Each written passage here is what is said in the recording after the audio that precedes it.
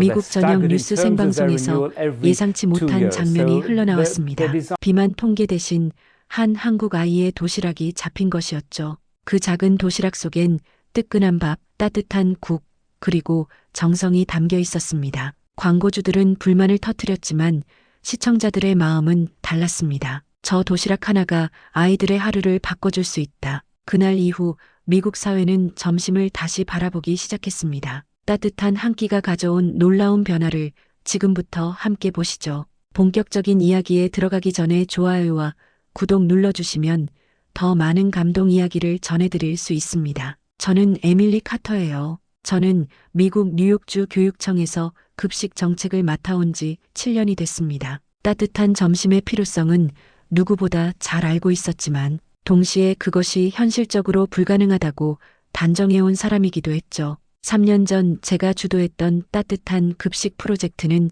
철저하게 실패로 끝났습니다. 보온 장비 유지비가 예산을 집어삼켰고 배식 인력을 늘리자 다른 교육 프로그램이 삭감되었죠. 결국 학부모 단체는 강하게 항의했고 언론은 저를 조롱하듯 비웃었습니다. 그날의 기억은 제 경력 전체를 짓누르고 있었습니다. 그래서 언젠가부터 스스로를 타일렀습니다. 따뜻한 점심은 그냥 꿈에 불과하다. 그렇게 믿으며 살아왔죠. 하지만 그날 제 고집을 흔드는 사건이 일어났습니다. 화요일 저녁 6시 CNN 메인 뉴스에서 교육 다큐멘터리가 방영될 차례였습니다. 주제는 미국 아이들의 비만율 증가 문제였죠. 저 역시 정책 분석관으로 자문을 맡았기에 방송이 나가는 순간을 모니터로 확인하고 있었습니다. 앵커가 무거운 표정으로 원고를 읽고 있었습니다. 현재 미국 초등학생의 비만율은 30%를 넘어섰습니다. 곧 이어질 화면은 급식실 풍경이었습니다. 차갑게 식은 피자와 감자튀김, 탄산음료 캔이 줄지어 있는 장면이 준비돼 있었죠. 그런데 순간 화면은 전혀 다른 장면으로 바뀌었습니다. 제 심장은 철렁 내려앉았어요. 거기엔 교실 책상에 앉아 도시락을 열고 있는 한국계 초등학생이 있었습니다. 반짝이는 스테인리스 보온 용기에서 김이 모락모락 피어올랐고 윤기 흐르는 흰쌀밥이 드러났습니다. 옆칸에는 두부조림과 시금치나물, 당근볶음, 김치전이 가지런히 놓여 있었죠. 맨 아래층에는 뜨거운 미역국이 담겨 있었습니다. 아이는 숟가락을 들고 국을 후후 불며 한 입 떠먹었습니다. 그 장면이 미국 전역의 저녁 시간대에 생중계되고 있었던 겁니다. 부조정실은 아수라장이었습니다. 기술팀은 머리를 싸쥐었고 광고 담당자는 전화를 붙들고 뭔가를 설명하느라 얼굴이 창백해졌습니다. 켈로그와 맥도날드 측에서는 우리 브랜드 이미지를 정면으로 부정한다며 항해 전화를 쏟아냈습니다. 저는 속으로 중얼거렸습니다. 역시 따뜻한 급식은 문제만 만드는구나. 하지만 결과는 전혀 예상과 달랐습니다. 방송이 끝나자 CNN 대표 번호로 전화가 폭주했습니다. 하지만 대부분의 목소리는 항의가 아니었습니다. 저 도시락은 진짜 따뜻한 건가요? 국을 담을 수 있는 용기가 어떻게 가능하죠? 왜 우리 아이들은 매일 차가운 샌드위치만 먹는 걸까요? 시청자들의 질문이 이어졌습니다. SNS에서는 순식간에 해시태그 따뜻한 도시락 해시태그가 실시간 트렌드 1위에 올랐습니다. 그날 저녁 발표된 시청률 보고서는 충격적이었습니다. 평소 12%에 머물던 저녁 뉴스가 무려 27%를 기록한 겁니다. CNN 역사상 전례 없는 수치였습니다. 유튜브에 올라간 클립은 하루 만에 500만 뷰를 돌파했고 트위터에서는 텍사스의 한 어머니가 올린 글이 가장 화제를 모았습니다. 내 아이 도시락은 땅콩버터 샌드위치 한 장인데 어제 방송에서 본 한국 아이 도시락에는 우리 집 반찬이 일주일치나 들어있더군요. 이 글은 단 하루 만에 50만 번 리트윗됐습니다. 저는 혼란스러웠습니다. 제가 실패했다고 믿었던 따뜻한 점심이 지금 미국 사회 전체를 뒤흔들고 있었으니까요. 하지만 마음 한편은 여전히 차가웠습니다. 저건 보여주기일 뿐이야. 현실에서 오래 버틸 수 없을 거야. 그렇게 스스로를 설득했습니다. 그러나 세상은 제 생각보다 훨씬 빠르게 움직였습니다. 다음 날 아침 학부모 단체의 공식 성명이 발표됐습니다. 우리 아이들에게도 따뜻한 점심을 먹일 권리가 있다. 교사 노조와 일부 교육청 관계자들도 동조의 목소리를 냈습니다. 반대로 광고주들의 압박은 더 거세졌습니다. 켈로그는 시리얼 시장에 치명적이다라며 협찬 철회를 검토했고 맥도날드는 해피밀 이미지 훼손이라며 목소리를 높였습니다. 회의실은 곧 전쟁터 같아졌습니다. 데이비드 밀러 국장이 저를 바라보며 물었습니다. 에밀리, 당신 생각은 어때? 이걸 특집으로 키워야 할까? 아니면 묻어야 할까? 저는 쉽게 대답할 수 없었습니다. 한쪽에서는 학부모들이 열광하고 있었지만 다른 한쪽에서는 거대한 광고주들의 협박이 쏟아지고 있었으니까요. 무엇보다 제 머릿속에는 3년 전 실패가 다시 떠올랐습니다. 그 기억이 저를 붙잡고 있었죠. 따뜻한 급식은 꿈일 뿐이다. 그렇게 말할 뻔했습니다. 하지만 그 순간 전날 방송 속 아이의 얼굴이 떠올랐습니다. 뜨거운 국을 조심스레 불어가며 웃던 그 표정, 그리고 그 장면을 보며 감동을 쏟아내던 수많은 댓글들. 제 안에서 균열이 일어나기 시작했습니다. 과연 내가 틀린 걸까?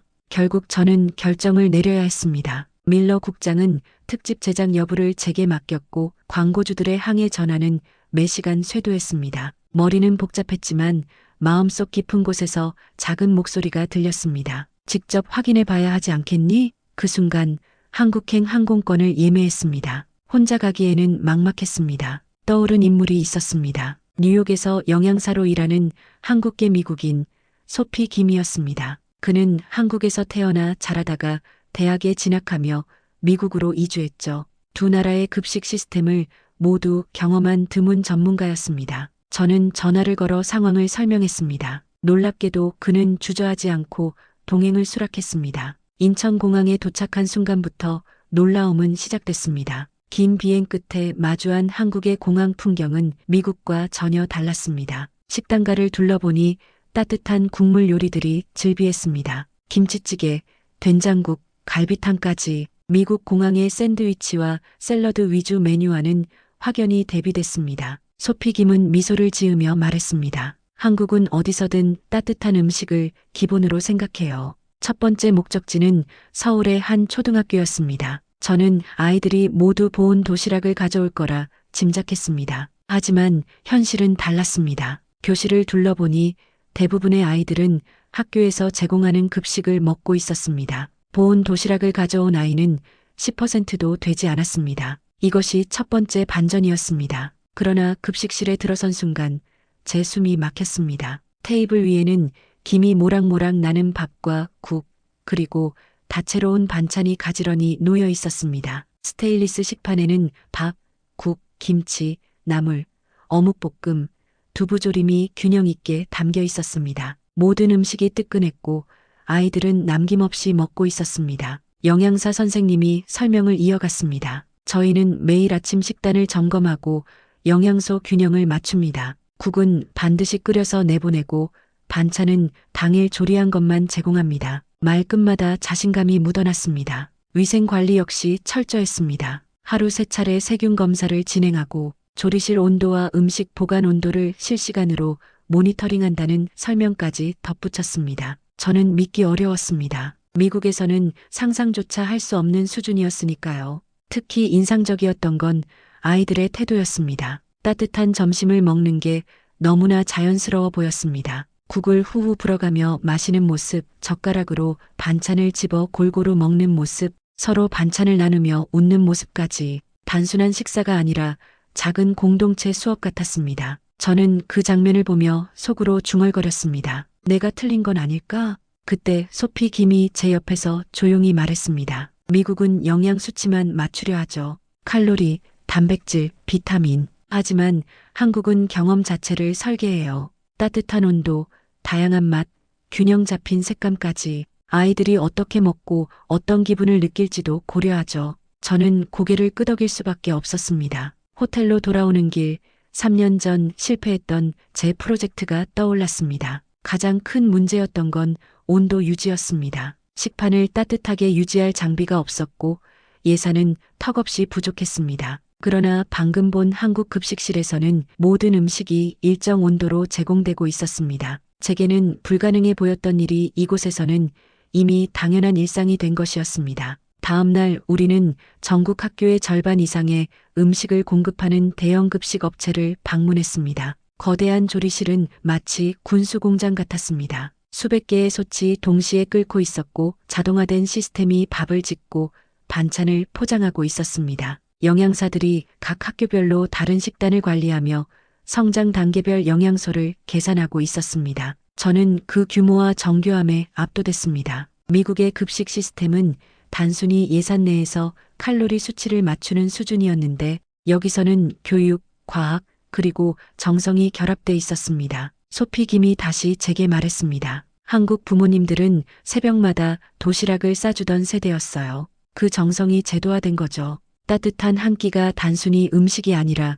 사랑이 된 겁니다. 그 말을 듣는 순간 제 가슴 한켠이 저릿하게 울렸습니다. 그날 밤 창가에 앉아 네온 사인 불빛 아래로 분주히 오가는 서울 거리를 바라보았습니다. 포장마차 곳곳에서 김이 피어오르고 있었습니다. 따뜻한 음식이 한국 사회 곳곳에 스며 있다는 걸 온몸으로 실감했습니다. 머릿속에서 한 문장이 맴돌았습니다. 따뜻한 점심은 불가능하다. 하지만 오늘 하루 그 신념은 조금씩 무너지고 있었습니다. 그러던 중 미국 본사에서 긴급 연락이 왔습니다. 데이비드 밀러 국장의 목소리는 무겁게 가라앉아 있었습니다. 에밀리, 광고주들이 집단으로 움직이고 있어. 켈로그와 맥도날드뿐 아니라 다른 식품 회사들도 공동 성명을 준비 중이야. 한국 급식을 미화하는 건 곧 미국 산업 전체를 깎아내리는 거라는 논리야. 저는 잠시 말을 잃었습니다. 광고주들의 압박은 예상했지만 이렇게 빠르게 연합해 움직일 줄은 몰랐습니다.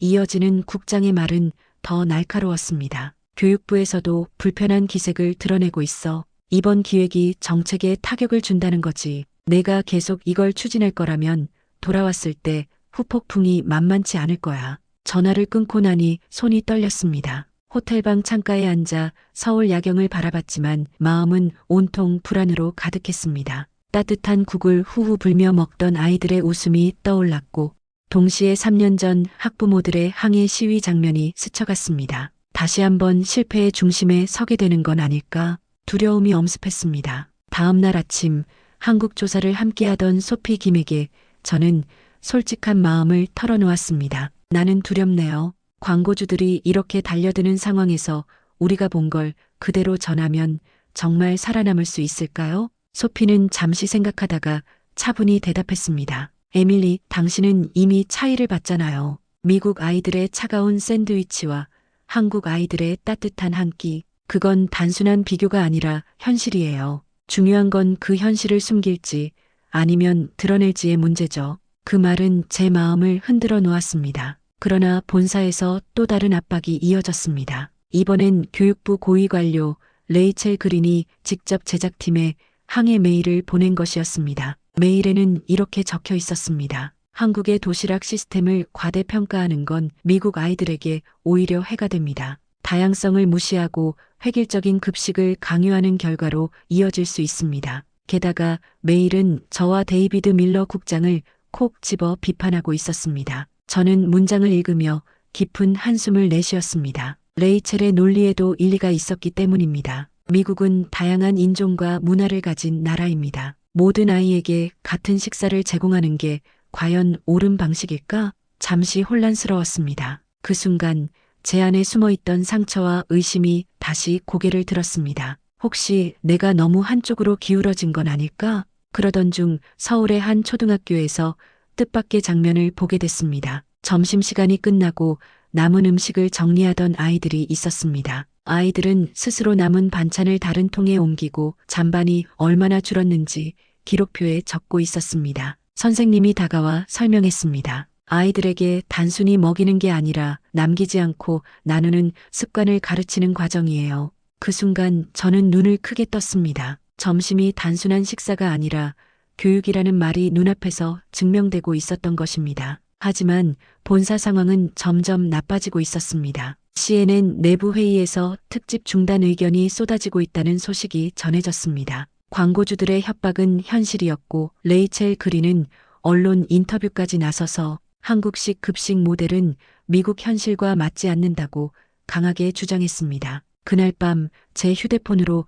다시 전화가 걸려왔습니다. 데이비드 밀러 국장의 목소리가 들려왔습니다. 에밀리, 솔직히 말해봐. 내가 이 프로젝트를 고집하는 이유가 뭐야? 3년 전 실패를 만회하려는 개인적 집착은 아닌가? 그 질문은 제 마음을 깊게 찔렀습니다. 혹시 내가 과거 상처에 매달려서 이걸 붙잡고 있는 건 아닐까? 한국에서 본 감동이 사실은 내 열등감이 만든 환상일 뿐일까? 방 안에 앉아 스스로를 의심하며 긴 밤을 보냈습니다. 그런데 바로 그 밤 제 휴대폰에 한 통의 메일이 도착했습니다. 뉴욕의 한 초등학교 학부모로부터 온 메시지였습니다. 어제 제 아이가 이렇게 말했어요. 엄마, 나도 따뜻한 국이 먹고 싶어? 그 말을 듣는 순간 부끄러웠습니다. 우리 아이가 당연히 받아야 할 걸 외면해 왔다는 걸 깨달았어요. 짧은 문장이었지만 제 가슴을 세차게 두드렸습니다. 광고주의 압박과 정치적 논란은 분명 거대한 벽이었지만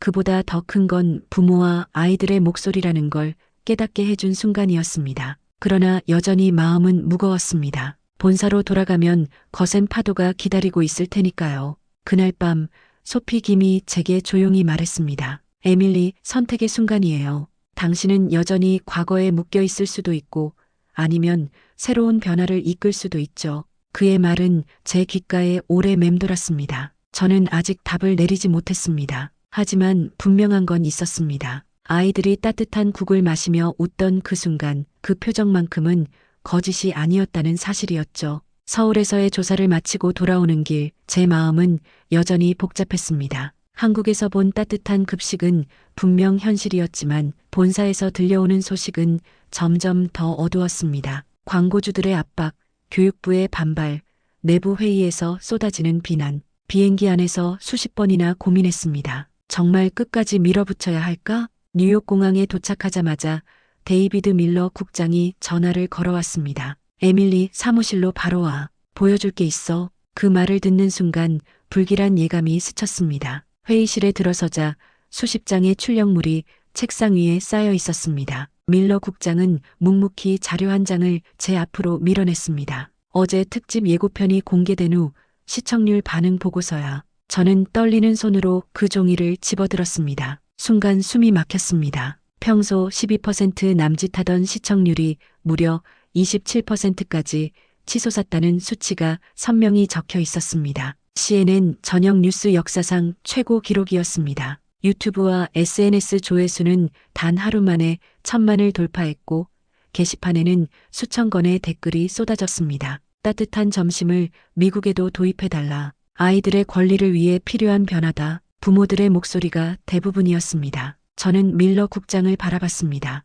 그는 오랜만에 미소를 지으며 말했습니다. 광고주들이 뭐라고 떠들든 시청자들의 반응이 이 정도라면 무시할 수 없어. 결국 우리가 지켜야 할 건 사람들의 마음이니까. 그 말에 제 눈가가 뜨거워졌습니다. 그 순간 지난 3년간 저를 괴롭히던 상처가 조금씩 풀려나가는 걸 느꼈습니다. 실패의 기억에 묶여 따뜻한 급식을 불가능하다고 믿어왔지만 지금 제 앞에는 분명한 현실이 있었습니다. 사람들은 원했고 아이들도 필요로 하고 있었습니다. 물론 반발이 완전히 사라진 건 아니었습니다. 광고주 측은 여전히 협찬 중단을 언급했고 레이첼 그린도 기자 회견을 열어 한국식 급식을 맹목적으로 따르는 건 위험하다고 주장했습니다. 그녀의 단호한 표정이 뉴스 화면에 잡히는 걸 보며 제 마음도 잠시 흔들렸습니다. 그럼에도 불구하고 데이터는 거짓말을 하지 않았습니다. 시청률, 조회수, 여론조사까지 모든 지표가 같은 메시지를 말하고 있었습니다. 변화를 원한다. 저는 마침내 깨달았습니다. 지금 필요한 건 완벽한 해답이 아니라 첫걸음을 내딛는 용기라는 거요. 며칠 뒤 시청자 대표단과 학부모 단체가 방송국 앞에 모였습니다. 그들은 피켓을 들고 외쳤습니다. 우리 아이들에게도 따뜻한 밥을. 도시락은 사치가 아니라 권리다. 그들의 목소리는 거리 전체를 울렸습니다. 창가에서 그 모습을 지켜보던 제 가슴은 벅차올랐습니다. 소피 김이 제 곁에서 말했습니다. 보세요, 에밀리. 이제는 당신이 결정을 내릴 차례예요. 이 흐름을 막을 수 있는 사람은 아무도 없어요. 그의 말에 저는 고개를 끄덕였습니다. 두려움은 여전히 남아있었지만 그보다 더 큰 확신이 제 안에 자리 잡고 있었습니다. 마침내 데이비드 밀러 국장이 공식 발표를 했습니다. CNN은 한국의 따뜻한 도시락과 급식 시스템을 집중 조명하는 특집 다큐멘터리를 제작합니다. 순간 회의실 안이 술렁였습니다.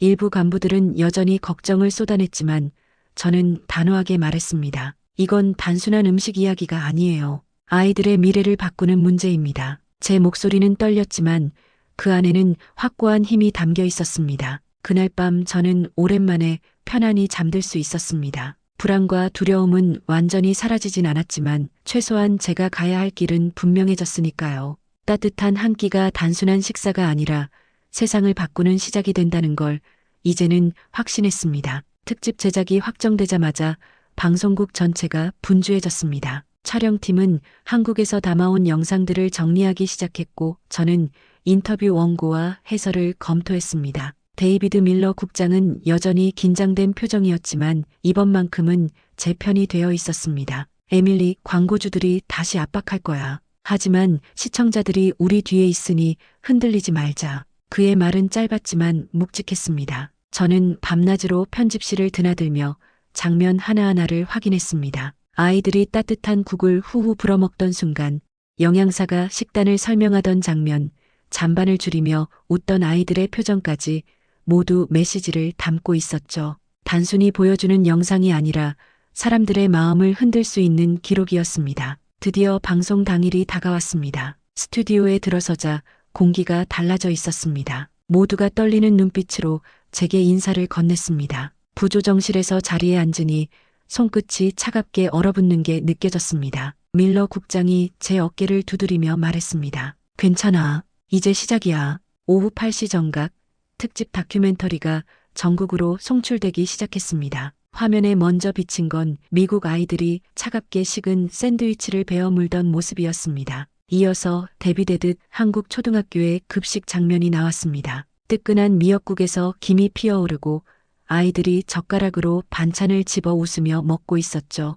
내레이션이 흘렀습니다. 이건 단순한 식사가 아닙니다. 아이들의 하루를 바꾸는 교육의 한 장면입니다. 제 목소리가 방송을 타고 퍼져나갔습니다. 방송이 절반쯤 진행됐을 때 부조정실 전화가 미친 듯이 울리기 시작했습니다. 제작진이 수화기를 붙잡고 당황했죠. 제 심장은 쿵쾅거려 손에 땀이 배어 나왔습니다. 하지만 잠시 후 전화를 끄는 제작진이 화난 얼굴로 외쳤습니다. 항의가 아니에요. 다들 감동했다고 합니다. 그 순간 제 온몸이 전율로 휘감겼습니다. 트위터에는 실시간으로 해시태그가 쏟아졌습니다. 해시태그 따뜻한 점심은 꼴리다. 해시태그 한국 도시락. 해시태그 우리 아이에게도.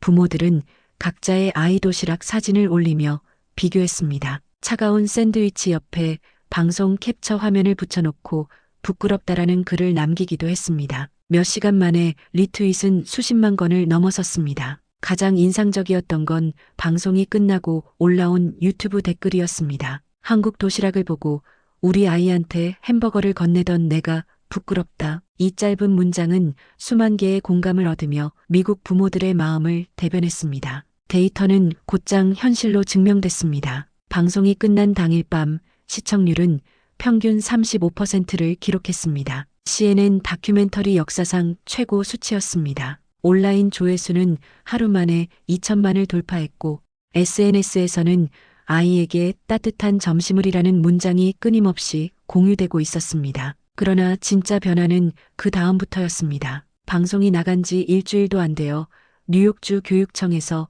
공식 발표를 했습니다. 한국식 급식 시범 운영을 검토하겠다. 이어서 캘리포니아, 텍사스, 플로리다까지 5개 주에서 비슷한 움직임이 이어졌습니다. 정치권에서도 목소리가 나왔습니다. 몇몇 의원들은 아이들 건강을 위해 급식 예산을 확대하자고 주장했습니다. 그 소식을 들으며 저는 눈시울이 붉어졌습니다. 3년 전 제 이름이 실패와 조롱의 상징처럼 기사에 오르내리던 기억이 떠올랐습니다. 하지만 이번엔 달랐습니다. 제 이름이 변화와 희망이라는 단어와 함께 기사 제목에 실려 있었으니까요. 방송 이후 변화는 눈 깜짝할 사이에 퍼져나갔습니다. 뉴욕주의 한 초등학교가 가장 먼저 한국식 급식을 시범 운영하기로 결정했습니다. 밥, 국, 그리고 4가지 반찬. 처음엔 아이들이 어색해할 거라 생각했지만 예상은 완전히 빗나갔습니다. 첫날 점심시간 아이들은 국을 후후 불어 마시며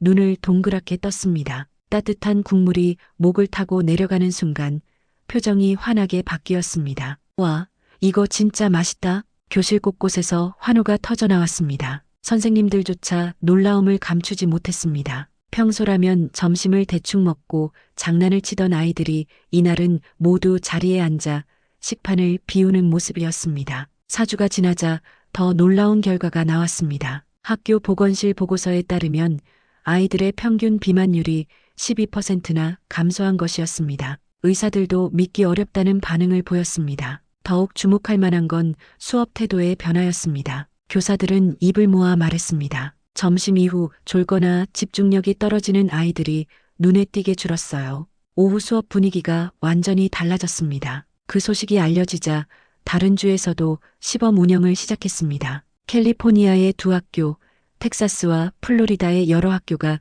차례로 참여했습니다. 학부모들은 적극적으로 협력했습니다. 어떤 부모는 반찬 아이디어를 제안했고 또 어떤 부모는 직접 한국식 보온 용기를 구입해 집에서 아이 도시락을 준비하기도 했습니다. 저는 직접 시범 운영 학교를 방문했습니다. 급식실 안은 북적였지만 혼란은 없었습니다. 아이들은 줄을 서서 차례대로 식판을 받았고 밥과 반찬이 가지런히 담겼습니다. 김이 모락모락 피어오르는 그 광경은 한국에서 봤던 장면과 다르지 않았습니다. 아이들이 서로 웃으며 젓가락으로 반찬을 나누는 모습을 보며 제 가슴은 뜨겁게 달아올랐습니다. 그때 교장 선생님이 제게 다가와 말했습니다. 에밀리, 이건 단순한 식사가 아닙니다. 아이들이 공동체를 배우는 수업이에요. 함께 줄을 서고 음식을 나누고 남기지 않으려 노력하는 과정 자체가 교육입니다. 그 말에 저는 깊이 고개를 끄덕였습니다. 과거 제 프로젝트가 실패했던 이유는 단순히 장비와 예산 때문만이 아니었습니다. 저는 점심을 단순한 영양 공급으로만 바라봤던 겁니다. 그러나 한국의 모델은 그 이상이었습니다. 아이들의 삶 전체를 바꾸는 문화였던 겁니다. 한 달 뒤 시범 운영 결과가 공식 발표되었습니다. 참여한 학교들의 평균 비만율이 15% 감소했고 오후 수업 집중도가 30% 향상됐다는 수치가 공개됐습니다. 언론은 앞다투어 보도했습니다. 따뜻한 도시락 혁명, 이 문장이 신문 일면을 장식했습니다. 더 놀라운 건 교육부 내부에서도 변화의 목소리가 나오기 시작했다는 사실이었습니다. 반대를 이어오던 레이첼 그린조차 시범 운영학교를 직접 방문한 후 태도가 달라졌습니다. 아이들이 국을 마시며 몸이 따뜻해져요라고 말하는 얼굴을 본 순간 그녀의 눈가가 젖어들었다는 이야기가 언론에 보도됐습니다. 그날 이후 레이첼은 더 이상 공개적으로 반대하지 않았습니다. 오히려 내부 회의에서 이 모델을 전국적으로 확대할 필요가 있다라는 의견을 내기까지 했습니다. 변화는 눈덩이처럼 커졌습니다. 학부모 단체는 더 이상 요구만 하지 않았습니다. 직접 모금 운동을 벌여보온 장비를 학교에 기증했고 지역사회는 급식 개선을 위한 자원봉사를 조직했습니다. 따뜻한 점심이 아이들의 권리라는 인식이 퍼지자 모두가 힘을 보태기 시작한 것입니다. 그러던 어느 날 교실에서 한 아이가 남긴 말을 들었습니다. 작은 목소리였지만 제 귀에는 크게 울렸습니다. 선생님, 오늘은 점심시간이 제일 기다려졌어요. 그 순간 지난 3년 동안 제 마음을 짓눌렀던 상처가 완전히 사라지는 걸 느꼈습니다. 따뜻한 한 끼는 단순한 식사가 아니었습니다. 아이들의 건강, 학습, 태도, 그리고 사회적 인식까지 바꾸는 거대한 힘이었습니다. 저는 그 사실을 눈으로, 귀로, 가슴으로 확인하고 있었습니다. 시범 운영의 성과가 공식 발표되자 미국 사회는 더 이상 예전과 같지 않았습니다. 언론은 매일같이 따뜻한 도시락 이야기를 다뤘고 학부모 단체는 전국 규모의 청원을 조직했습니다. 우리 아이들에게도 따뜻한 밥과 국을, 이 구호가 거리 곳곳에서 울려 퍼졌습니다. 그리고 마침내 교육부는 중대한 결정을 내렸습니다. 6개월간의 논의를 거쳐 한국식 급식 모델을 정규 프로그램으로 도입하겠다고 발표한 것입니다. 처음엔 일부 주에 한정된 정책이었지만 점차 확대되어 전국적 제도로 자리 잡게 되었습니다. 그 발표 소식을 들었을 때 저는 눈을 감고 깊은 숨을 내쉬었습니다. 3년 전 예산 삭감 실패로 모든 걸 잃었다고 생각했던 제가 지금은 전혀 다른 자리에서 있었습니다. 그때는 따뜻한 점심이 사치라고 여겨졌지만 이제는 아이들의 권리로 인정받고 있었던 것입니다. 뉴욕의 한 학교를 다시 찾았을 때 놀라운 풍경이 펼쳐졌습니다. 3학년 교실에서 아이들이 김밥 만들기 수업을 하고 있었습니다. 선생님은 김 위에 밥을 펼치고 채소와 단무지를 가지런히 올리며 물었습니다. 왜 김밥에는 여러 가지 재료가 들어갈까요? 한 아이가 손을 들고 대답했습니다. 영양의 균형을 맞추기 위해서요. 그 말에 제 가슴이 뜨겁게 뛰었습니다. 아이들은 단순히 먹는 법만 배우는 게 아니었습니다. 부모와 함께 식재료를 준비하며 대화를 나누고 학교에서 줄을 서서 음식을 나누며 공동체를 배웠습니다. 따뜻한 점심이 수업의 연장선이자 생활교육의 중심이 된 것이었습니다. 정치권도 변화를 따라가기 시작했습니다. 몇몇 의원들은 예산을 증액하며 건강한 점심이 곧 미래 세대에 대한 투자라고 강조했습니다. 의료계에서도 긍정적인 보고서가 이어졌습니다. 비만율 감소, 집중력 향상, 면역력 강화까지 수치로 증명된 결과는 누구도 부정할 수 없었습니다. 심지어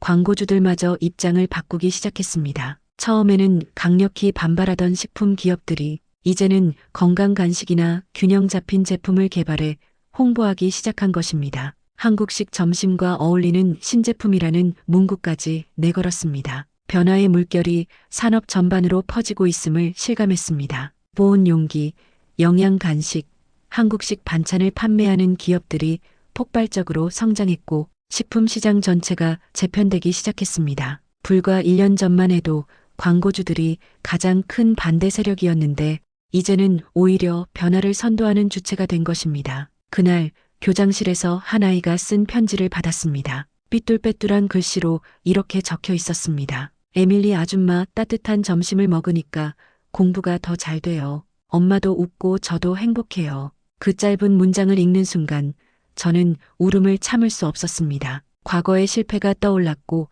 동시에 지금의 변화가 너무 벅차게 다가왔습니다. 제 곁에 있던 소피 김도 미소를 지으며 말했습니다. 보셨죠? 결국 따뜻한 한 끼가 시스템을 움직이고 사회 전체를 바꿔내고 있어요. 저는 고개를 끄덕였습니다. 예전 같았으면 불가능하다고 단정 지었을 겁니다. 하지만 이제는 아니었습니다. 따뜻한 점심은 환상이 아니라 현실이었으니까요. 그날 밤 집으로 돌아와 책상에 앉아 지난 1년을 정리했습니다. 실패에서 시작해 변화로 이어진 여정. 제 이름이 조롱의 대상에서 희망의 상징으로 바뀌기까지 무엇보다 제 마음속 상처가 서서히 치유된 과정이었습니다. 창밖을 바라보며 저는 조용히 되뇌었습니다. 따뜻한 한 끼가 아이의 하루를, 부모의 마음을, 그리고 사회를 바꾼다. 이 문장은 이제 제 확신이자 앞으로 제가 걸어가야 할 길의 나침반이 되었습니다. 1년이 흐른 뒤 미국의 점심 풍경은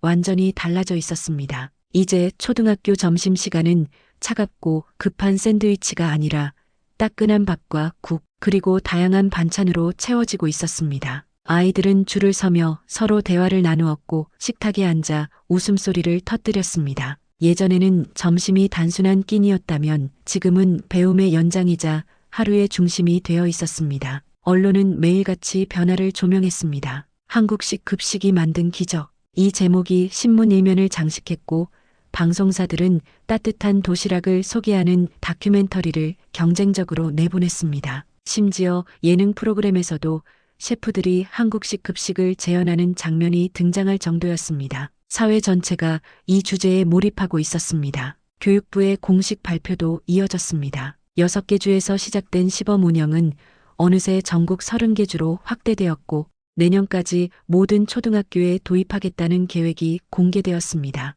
발표 현장에서 교육부 장관은 이렇게 말했습니다. 이건 단순히 식사를 제공하는 일이 아닙니다. 아이들의 건강과 미래를 지키는 국가적 책무입니다. 그 순간 제 눈가가 뜨거워졌습니다. 학부모들의 인식 변화는 더욱 뚜렷했습니다. SNS에는 매일같이 아이 도시락 사진이 올라왔고 부모들은 서로의 반찬 레시피를 공유했습니다. 어떤 어머니는 글을 올렸습니다. 예전엔 아침마다 도시락을 싸는 게 고역이라고만 생각했는데 지금은 아이의 웃음을 보는 가장 행복한 시간이 됐습니다. 그 글에는 수만 개의 공감이 달렸습니다. 저는 직접 몇몇 가정을 방문하기도 했습니다. 부엌에서 부모와 아이가 함께 김밥을 말고 국을 끓이며 대화를 나누는 모습은 정말 따뜻했습니다. 엄마, 내일은 시금치나물도 넣어줄래요? 아이의 말에 엄마는 환하게 웃으며 대답했습니다. 그럼 당연하지. 그 장면을 지켜보는 제 눈에도 눈물이 고였습니다. 정치와 경제의 흐름도 변했습니다. 의회에서는 급식 예산 확대 법안이 통과되었고 관련 산업은 새로운 시장을 열었습니다. 보온 용기와 영양 간식, 한국식 반찬을 판매하는 기업들이 폭발적으로 성장했죠.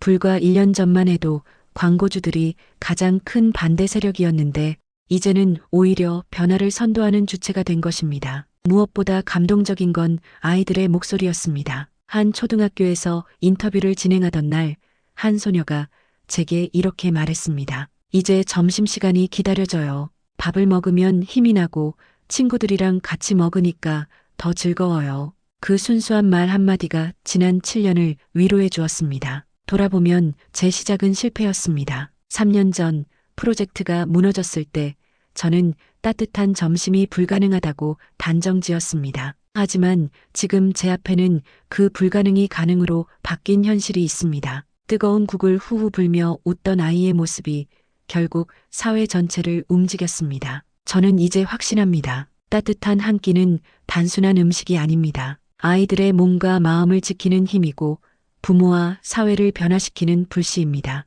미국이 배운 건 단지 한국의 보온 도시락 기술이 아니었습니다. 아이 한 명을 위해 정성을 쏟는 문화와 태도였습니다. 그날 밤 집으로 돌아와 일기를 썼습니다. 오늘도 아이들은 따뜻한 점심을 먹었다. 그리고 내일도 모레도 그 따뜻함은 이어질 것이다. 글을 쓰는 동안 제 눈가엔 다시 눈물이 맺혔습니다. 하지만 이번 눈물은 아픔이 아니라 감사와 희망이었습니다. 따뜻한 점심은 특별한 게 아니었습니다. 모든 아이가 누려야 할 당연한 권리였습니다. 그리고 그 권리가 드디어 현실이 되었습니다. 여러분은 어떻게 생각하시나요? 1번 따뜻한 점심은 모든 아이가 누려야 할 권리다. 2번 급식은 차갑든 따뜻하든 상관없다. 오늘 영상을 보며 제 마음에도 오래 남는 질문이 생겼습니다. 밥 한 끼가 아이들의 하루를 그리고 세상을 바꿀 수 있을까요? 저는 그렇다고 믿습니다. 하지만 결국 중요한 건